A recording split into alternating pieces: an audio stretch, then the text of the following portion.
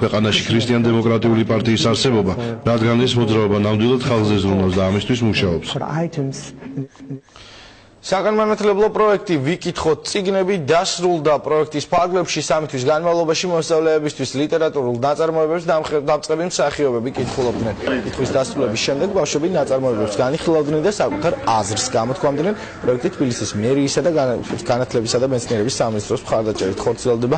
პროექტში ჩართულ ბავშვებს დღეს ანდრია ურუშაძე შეხვდა შეხვედრის დასრულების შემდეგ თბილისის ვიცე-მერმა მოსწავლეებს სიგელები პირადად გადასცა.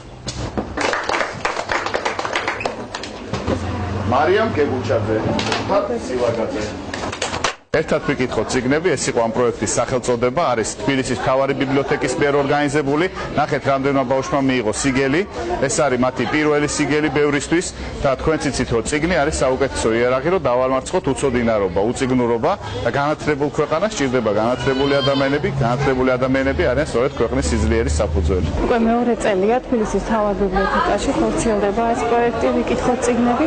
პროექტის მიზანია წიგნის პოპულარიზაცია, კითხვის კულტურის დამკვიდრება და 3 თვის განმავლობაში ჩვენს ბიბლიოთეკებში სკოლის მოსწავლეები დადიოდნენ შაბათობით და მოწვეული მსახიობი უკითხავდა წიგნებს.